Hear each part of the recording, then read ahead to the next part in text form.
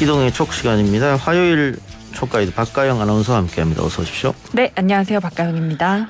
오실 때마다 비가 왔었는데 네. 오늘도 서울은 비가 내리다 안 내리다 그랬던 것 같아요. 네, 날씨가 흐리고요. 예. 밤에 또 비가 올 것 같습니다. 뭐 이번 주 내내 비 온다는 예보도 있긴 하던데 네. 환절기 감기 조심해야겠습니다. 박가영 아나운서도 새벽에 많이 방송을 하니까 일교차 심할 때 하잖아요. 네. 건강 괜찮습니까? 건강을 다들 물어보시네요. 예. 사실 아니 지금 눈이 네. 퀭해요. 그건 사실 제가 지금 며칠 동안 배탈이 나서 조금 힘든 상황이어서 그렇게 보이는 것 같습니다. 네, 알겠습니다. 건강 예. 조심하시고 어떤 얘기부터 해볼까요? 네, 민주당 대선 경선 이야기부터 해보시죠. 예. 이재명 지사가 2차 슈퍼위크에서도 압승을 했습니다. 대장동 의혹은 연일 논란인데 이렇게 압승을 한 이유가 어디에 있다고 보십니까? 지지자 결집 효과가 있는 것이죠. 예, 그러니까 때리면 때릴수록 더 단단해진다. 이게 조금 뭐 상대 진영에서는 답답할 수 있습니다만 지난 재보궐선거에서도 마찬가지였거든요. 박형준 후보, 오세훈 후보 문제점이 많다. 그러면서 민주당과 언론이 계속해서 공격을 했는데 전혀 통하지 않았지 않습니까? 예. 그런 현상이 지금도 일어나고 있다. 오히려 민주당 지지자들이 우리 후보를 지켜야 된다는 생각에 더더욱 이재명한테 몰아주는 성향이 생겼다. 그래서 같은 개혁 성향표라고 할 수 있는 추미애 후보가 사실 손해를 좀 봤죠. 추미애 후보한테 갈게 이재명 후보한테 쏠리면서 그래서 이제 2차 슈퍼위크가 1차 슈퍼위크 때보다 더 좋은 성적을 거뒀거든요. 예. 이재명 지사가 예. 50% 후반을 얻었기 때문에. 58.17%. 그렇죠. 아마 캠프에서도 내심 50대 후반을 기대는 했습니다만 이렇게 나올 거라고 생각 못했을 거예요. 기분 좋은 승리다. 이재명 캠프로 봤었을 때는 뭐 그렇게 보지겠죠. 근데 뭐 저도 마찬가지입니다. 전문가들이 55에서 60 사이를 다들 예상했기 때문에 그 예상한 대로 나왔다. 3차 슈퍼위크는 어떻게 될 것이냐. 3차 슈퍼위크도 대장동이 계속 이렇게 시끄러우면 이재명 지사가 또 60% 가까이 얻을 확률이 높아요. 근데 만일 이게 어느 정도 수그러들면은 다시 추미애 후보가 두 자릿수를 얻으면서 네. 이재명 후보가 50대 초반을 얻겠습니다만 지금 뭐 이번 주 또 내내 조용해지지 않을 것 같잖아요. 그렇죠. 그러면 또 이재명 후보는 높게 받는다. 예, 그럴 수밖에 없는 상황입니다. 네. 추미애 후보 같은 경우에는 실제로 본인이 지지자들한테 미안하다는 문자를 많이 받았다고 또 이런 얘기를 했던 게 기억이 나네요. 예. 말씀하신 대로 대장동 의혹은 계속 불거지고 있는데 유동규 전 성남도시개발공사 기획본부장이 구속이 되면서 선제적으로 이재명 후보가 유감 표명을 했습니다. 이거에 대해서는 어떻게 평가하시나요? 뭐 야당에서는 당연히 정치 공세로 후보직 사퇴하라고 하겠습니다만 하겠습니까? 그러니까 이제 내가 데리고 있던 직원 관리를 잘못한 점, 그 점에 관한 유감 표현을 한 거거든요. 예. 뭐 조심이라고 계속 경고했는데 뭐 이렇게 됐다. 후보직 사퇴는 아마 없을 거예요. 만일 이 지사가 직접 가결됐다는 어떤 뭐 직접 증거라든가 간접 증거가 나오면 모를까. 그게 아니라면은 사퇴하는 일은 없을 겁니다. 공세를 하더라도. 그렇죠. 그리고 이재명 후보가 지금 역공으로 나오잖아요. 칭찬받을 일이다. 네. 도덕은 국민의힘이다. 네. 뭐 조선일보 아웃 피켓 들고 경선 끝나고 그랬지 않습니까? 그게 지금은 사실 대통령 선거가 5개월 남아 있고 경선 단계잖아요. 경선 단계에서는 중도층보다는 그러니까 집토끼 공략하는 게 맞는 거거든요. 예. 그러니까 지금 이런 전략은 집토끼한테 너무 잘 먹히는 거죠. 그러니까 모든 언론들 중에서도 조선일보만 콕 공략하는 것도 안티조선 운동으로 대동단계를 하자 우리가. 그래서 지지층 공략에서는 나쁘지 않다고 판단하고요. 대선이 많이 남았기 때문에 대선 가까이 가서 중도층 공략을 세우면 된다. 이 생각이어서 뭐 캠프든 후보든 뭐 계속했을 때는 공격으로 뭐 짜증이 나겠습니다마는 오히려 이슈의 메이커가 됐다. 계속 한가운데 있잖아요. 예, 모든 그렇죠. 언론이 이재명을 다 다루지 않습니까? 네. 꼭 나쁜 게 나쁜 것만 아니다. 그렇게 생각할 수도 있어요. 국민의힘에서 그리고 또 요구하는 게 지금 특검이잖아요. 민주당도 어떻게 대처를 해야 될까 고민이 될 것 같은데 여기에 대해서는 어떻게 보십니까? 뭐 특검이야 야당에서 요구하더라도 여당이 안 받아들이면 못하는 거니까 불가능한 거잖아요. 예. 불가능한 거고 뭐 민주당이야 또 특검을 안 받을 그런 구색 변명을 하겠죠. 예를 들면 그 특검에 있었던 박영수 특검 지금 얼마나 많은 의혹이 나오고 있느냐. 아, 네. 뭐 또 그런 사람한테 특검 맡겨서 되겠느냐. BBK 특검 결국은 이명박한테 면죄부 주지 않았느냐. 뭐 이렇게 논리를 갖고 나올 거예요. 그리고 국민의힘 같은 경우에도 특검이 지금 여야가 협의를 하더라도 특검 구성 협의하고 또 후보 올려서 대통령한테 제가 받고 오래 걸리죠. 청문회하고 빨라야 2달입니다. 늦으면 3달 걸리거든요. 예. 그러면 벌써 올해 다 지나가잖아요. 뭐 수사 결과 발표는 대통령 끝나갈 거라고요. 그러면은 국민의힘이 과연 정말 이 여기에 대한 진실을 밝히기 위해서 특검을 요구하는 건지 아니면 대통령 선거 때까지 계속 이 얘기를 하고 싶어서 하는 건지 뭐 그렇게 판단하게 되면 민주당으로서는 특검 계속 거부한다고 해도 국민 여론에 밀리지 않을 자신이 있으면 계속 특검 거부하는 거겠죠. 예. 다만 아까도 말씀드렸다시피 이재명 지사의 뭐 최측근이라든가 아니 본인이 완전 연관됐다고 하면 특검 거부하기 좀 어려울 텐데 아직은 뭐 그런 모양이 아니니까요. 특검 거부할 용구는 아직 있다 이렇게 보여집니다. 네, 어쨌든 현재로서는 뭐 후보직 사퇴도 그렇고 특검 요구도 그렇고 대세에는 크게 영향이 없을 것 같은데 이낙연 후보 측 캠프 입장은 조금 다른 것 같습니다. 지금 낙마 가능성까지 생각을 하는 것 같더라고요. 경선 이제 일주일 남았잖아요. 일주일도 채 안 남았죠. 이번 주 일요일 날 결정되니까. 거기 가면 끝나지 않습니까? 사실상 지금 역전 가능성이 좀 낮다라는 평가더라고요. 그렇죠. 예. 사실상 어려워졌죠. 경선은 뭐 거의 이미 끝났다는 게 전문가들의 분석인데. 네. 그러면 마지막 남은 방법은 이재명 후보가 낙마를 하든가 스스로 사퇴를 하든가 이것밖에 없죠. 그러니까 경선에서 후보가 결정 나면은 그때 가서 후보 교체 요구하기도 못하단 말이에요. 네. 그러니까 남은 기간 동안 아마 그 점을 계속 부각할 수밖에 없다.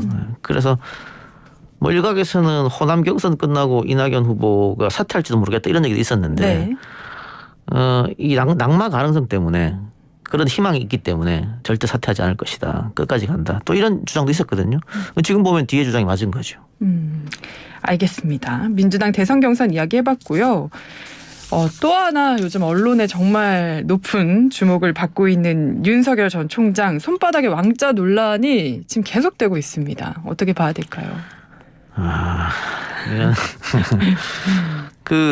우리 국민들이 싫어하는 게 어떤 사건이 터졌을 것도 문제지만 그 사건을 해명할 때 거짓말할 때 더 싫어하거든요. 예. 이번 캠프의 해명은 어떻게 진실하고 보이십니까? 박가영 아나운서는? 근데 말이 계속 바뀌어가지고요. 네. 워낙 처음에는 한 번만 그랬다고 했다가 그렇죠. 알고 보니 아니고 예. 이 코로나 시국에 손가락만 씻는다는 건 잘 이해가 안 가죠. 사실은. 예. 그러니까 손가락만 씻는다 이해가 안 가는 게 세정제로 지웠는데 안 지워지더라고 했잖아요. 네. 그건 거짓말이거든요. 다 지워집니다. 그러다 보니까 손가락 위주로 씻는다 이런 말도 안 되는 얘기를 하는 건데 뭐 이준석 대표도 비슷한 얘기를 했습니다만 차라리 솔직하게 내가 처음 정치권 도전이고 하다 보니까 뭐 주위에서 이런 얘기 있어서 한번 해봤다. 네. 근데 뭐 다음부터 안 하겠다고 하면 해프닝으로 넘어갈 일이거든요. 근데 이게 아니라고 무슨 우리 집에 주차장에 할머니가 찾아와서 써준다 이런 이상한 해명을 자꾸 하니까 이게 번지는 거예요. 그래서 지금 주술로 번져버렸잖아요. 네. 이게 주술로 번지면 어떤 문제가 일어나느냐. 박근혜 정권을 한번 겪었기 때문에 또 그런 일이 일어나는가? 만일 윤석열 후보가 대통령 되면은 점쟁이한테 의지하는 거 아닌가 정책을? 이렇게 생각할 수도 있잖아요. 네. 그렇게 번져버렸어요. 그러니까 이거 호미로 막을 일을 지금 가려도 못 막고 있다. 그런 문제가 생겨버리기 때문에 어떤 일이 있을 때는 해명을 조금 잘해야 되는데 이 너무 어설프다. 특히 윤석열 본인은 뭐 정치 DNA가 없다. 경력이 얼마 안 되기 때문에. 예. 그래서 이해한다고 하더라도 캠프에 가 있는 사람들은 정치 경력이 많잖아요. 이게 손가락 해명도 그렇고 뭐 할머니가 그렇죠. 적어준 것다 둘 다 지금 캠프 대변인 측에서 그렇죠. 나온 얘기잖아요. 예. 근데 그분들이 오래 정치판에 있었는데 그런 해명을 했다? 납득이 안 갑니다. 그래서 이거는 윤석열 캠프 쪽에서는 일종의 해프닝으로 넘기려고 하겠지만 쉽게 넘어가지 않을 거예요. 앞으로 이 국민의힘 경선 과정에서도 이 문제가 계속 불거져서 토론장에서 질문을 받겠습니다만 네. 본선 가면 이게 안 나올 것 같습니까? 나오죠. 본선 가서 이 질문은 반드시 나옵니다. 예. 그리고 또 지금 국민의힘에서 서로 본선에 가서 민주당 후보들이 공격할 거리를 제공하고 있어요. 뭐 홍준표 후보 속옷 얘기, 이름 바꾼 얘기 하니까 네. 홍준표 쪽에서 그러면 윤석열 후보 아내 이름을 왜 바꿨냐 이렇게 나오는 거 아니에요? 네. 그건 나중에 민주당에서 다 써먹지 안 써먹겠습니까? 그래서 굉장히 큰 패착이었다 이렇게 보여집니다.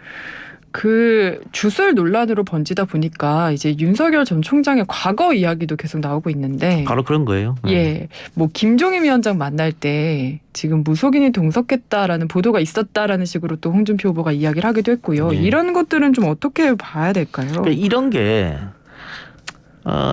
보도가 나갔을 때 뭐 이걸로 논란이 안 됐잖아요. 그렇죠. 예. 근데 그것하고 손바닥에 왕자를 써서 나온 건 완전 다른 차원이거든요. 그래서 이게 박근혜 아나운서 말처럼 이것 때문에 과거에 역술인들하고 같이 다녔네 이렇게 흘러가면 큰일 있을 때마다 의지하는구나 이렇게 생각이 들잖아요. 네. 그리고 조금 더 나가면 만일 그런 지금은 후보가 몰랐는데 지지자가 써줬다는 거지 않습니까? 예. 근데 자기 손바닥을 안 볼 수도 없고 지금 뭐 그 방송국에 관계된 사람이 지우라 그랬는데 그것도 안 지웠다는 거 아니에요. 예. 그럼 이걸 뭘 뜻하냐면 지금까지의 경험치라고도 볼 수 있어요. 늘 이렇게 해왔기 때문에 별거 아니라고 생각할 수 있는 거지. 그러니까 이런 식으로 자꾸 번져나가기 때문에 빨리 끊어야 되는데 이미 빨리 끊는 것을 못했다고 생각해요. 또 이걸 스스로 캠프에서 스스로 농담한다고 희화시킨다면서 왕뚜껑도 못 먹겠다 이런 말 했잖아요. 네. 그게 더 번지는 거죠. 좀 안타깝습니다 이런 거 보면. 아니 근데 윤 후보가 굉장히 손바닥을 많이 쓰는데 꼭 손바닥에 그렸어야 했나 이런 생각도 안 보이는데 그렸으면 예. 좀 낫지 않았을까 이런 생각도 해봤고요. 윤석열 후보의 발언들 연일 논란이 되고 있는데 이번에 위장당원 발언이 나왔습니다. 이준석 대표 체제에서 12만 명 정도가 늘어났고 이 대표는 개인적으로 이걸 굉장히 좋게 평가를 했거든요. 그렇죠. 그런데 윤 전 총장은 위장당원들이 많다 이렇게 또 이야기를 했습니다. 예. 이게 지난번에 뭐 홍준표 캠프랑 뭐 설전을 이제 1차 컷오프 때 벌였잖아요. 네. 뭐 다른 당 후보들이 들어올 수도 있다 여론조사에 뭐 그런 얘기도 했었는데 그 연장선인 것 같아요. 연장선인데 이준석 대표 체제 이후에 당원이 많이 가입했는데 네. 그 이후에 윤석열 후보가 입당하고도 당원 좀 들어왔어요. 그러면 윤석열 후보 입당하고 들어온 당원들은 윤석열 보고 들어온 사람들일 거잖아요. 아 그럼요. 예. 그런데 여기서 위장당원이라고 하면 그분들도 실망할 수도 있는 것이고 또 이게 당원 가입이라는 게 귀찮은 일이에요. 쉽지 않아요. 네. 거기다가 또 진성당원이면 뭐 한 달에 얼마씩 내야 되잖아요. 쉬운 일이 아닙니다. 그 민주당을 지지하는 사람들이 아니 내가 들어가서 위장당원 한다고 해서 내가 여론조사에 포함될지 안 될지도 모르는데 네. 이게 내가 들어가면은 뭐 표가 바뀐다 이런 생각하고 들어갈 사람이 어디 있겠습니까? 사실은 불가능한 일이거든요. 네. 그러니까 이게 윤석열 후보가 이거를 누구한테 들었을 거 아닙니까? 그렇게 말해준 사람도 문제고 사실은 그걸 받아들여서 카메라 앞에서 얘기하는 윤석열 후보도 사실은 문제죠. 그러니까 보통의 윤석열 후보가 어떤 실수를 하면 다른 여타 주자들이 한두 명 때렸지 모든 후보들이 공격한 적은 없었는데 이번 이 발언 가지고 모든 후보가 동시에 공격했거든요. 예. 문제 있다고. 그래서 이건 조금 그래서 지지도 여론에 좀 타격이 있지 않을까. 거기다가 해명을 좀 말이 와전됐다 이렇게 해명을 했는데 지금까지 발언에서 실수했다고 했을 때 캠프에서 항상 와전됐다. 보도가 잘못 나왔다. 본심은 아니었다. 예. 뭐 맥락을 봐달라 이건데 뭐 윤석열 후보가 영어나 일본어 하는 거 아니지 않습니까? 예. 한국말을 하고 있는데 계속 이렇게 캠프가 그걸 번역해 준다. 이것도 문제가 있는 거예요. 예. 발언을 쉽지는 않겠죠. 지금까지 쭉 그렇게 살았는데 몇 개월 만에 발언을 조심조심하게 하고 이거 쉽지는 않을 텐데 그래도 한번 본선 가기 전에는 대대적으로 정비를 할 필요가 있지 않을까. 캠프도 그렇고 후보도 그렇고 그런 생각이 듭니다. 이렇게 발언마다 사실 논란이 되고 언론에서 일일 일망언이다. 이런 얘기까지 이제 나오고 있는데도 이게 잘 안 고쳐지고 있어서 앞으로도 좀 쉽지는 않을 거다. 근데 다만 그 윤 캠프 쪽에서 희망적인 것은 네. 그럼에도 불구하고 지지도는 떨어지지 않는다. 그럼 앞으로도 그럴 가능성이 높을까요? 그런데 언제까지 국민의힘 지지자들이 이거를 봐줄 수 있느냐. 지금 국민의힘 지지자들이 윤석열 후보가 계속해서 발언을 실수해도 봐주고 있는 것은 윤석열만이 정권 교체를 할 수 있다라는 생각 때문이에요. 네. 그래서 안 빠지고 있는 건데 어느 순간 탁 빠질 수 있어요. 그러니까 이게 앞으로도 계속 이렇게 해도 뭐 지지율 안 빠질 거야. 이거 굉장히 나이브한 생각입니다. 예.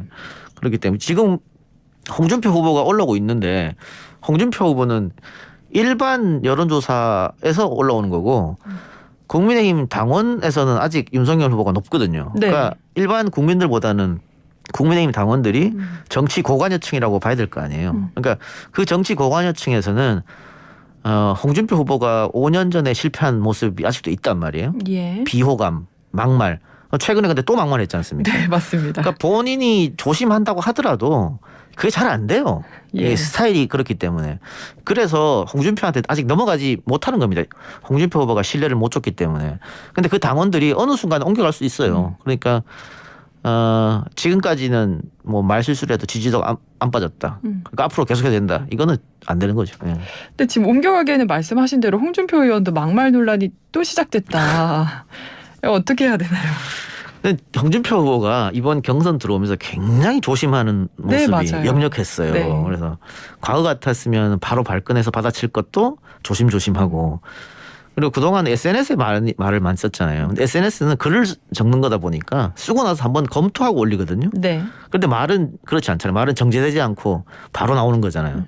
그러다 보니까 조심한다고 조심했는데 이번에 이렇게 탁 막말이 나온 거. 근데 거기다 그것도 다른 사람을 겨냥한 것도 아니고 같이 최태경. 경선 치르는 후보지 않습니까? 예. 대선 후보. 대선 후보에게 막말을 했다? 그것도 같은 당 사람인데 본선에 홍준표 후보가 올라가면 다른 당 후보한테 막말 안 하겠습니까? 그러면 저는 한다고 봅니다. 예. 리스크가 있네요. 리스크가 있죠. 예. 그러니까 그게 5년 전에도 그랬었기 때문에 그 홍준표 후보는 이제 비호감을 줄여야 돼요. 그리고 비호감을 줄이려면 우선 막말부터 줄여야 됩니다. 근데 최근에 계속 안 하다가 이번에 또 크게 했기 때문에 국민의힘을 지지하는 사람들이 본성은 못 고치나? 이렇게 생각하는 순간 홍준표 후보가 1위 되기는 어려워요. 결국에는 누가 더 호감을 받느냐보단 비호감을 줄이냐. 그렇죠. 이런 대결이 될 것 같네요. 지금 뭐 지지율은 사실 뭐 인지도는 다들 비슷하다고 보고 네. 여야 후보 공이 지지도가 조금 차이 나는데 그다음 중요한 건 사실 뭐 충성도인데 충성도는 지금 이재명 후보 봤습니다마는 대장동 건이 터져도 단단하게 받쳐주잖아요. 네. 윤석열 후보도 마찬가지고 고발 사주 의혹이든 뭐 김만배 누나 건이 터져든 단단하지 않습니까? 이게 충성도거든요. 예. 홍준표 후보도 그런 충성도가 있는 지지자들 있다고 봐요. 다만 그런 비호감 충성도만 있는 사람들 가지고 대선에 못 이기잖아요. 비호감들을 줄여야 된다. 그러려면 막말부터 줄여야 된다. 그게 순서입니다. 네. 마지막으로 이제 국민의힘 경선 관련해서 신도 모른다라는 제목을 봤다 제가 기억이 나는데 금요일에 2차 컷오프 앞두고 있잖아요. 3위까지는 지금 확실해 보이는데 그렇죠. 4위가 누가 될까? 예. 저희 또 예상을 촉에서 해볼 수 있을까요? 이게 3위까지는 뭐 누구나 다 맞히는 거고 네. 4위 한 자리가 누가 가느냐. 원래는 최재형이냐 원희룡이냐였거든요. 원래는 최재형 후보가 거의 근데 그 요즘에 많이 예 떨어졌으니까. 맞아요. 최재형이냐 원희룡이냐 했는데 최근에 황교안 후보가 많이 치고 올라왔어요. 네. 예, 그러니까 황교안 후보가 글쎄요, 뭐 빈틈이라 그럴까요? 그쪽을 팠다. 그러니까 소위 말하는 태극기 부대. 네. 거기는 지금 황교안 후보한테 박수를 보내고 있는 실정이거든요. 그리고 뭐 4위만 하면 되니까 어쨌든. 그리고 4위 안에 들어가면 이게 나중에 역학구도 어떻게 바뀔지를 몰라요. 네. 뭐 합종 연행할 수도 있겠고. 뭐 그런 게 되기 때문에 황교안 후보로서는 4위 안에 들어가면 충분히 자신이 지금까지 얘기했던 것을 더 중점적으로 발언할 수 있다. 이렇게 해서 모르겠어요 아직까지는. 지켜봐야 될 것 같습니다. 그래도 좀 들어봐야 될 것 같아요. 지금 황교안 후보가 그래도 유력하다고 보시는 것 같네요. 다음 주에 합시다. 알겠습니다. 그래, 오늘은 여기까지 하고 마무리하겠습니다. 지금까지 이동영의 촉 박가영 아나운서였습니다. 고맙습니다. 네, 감사합니다.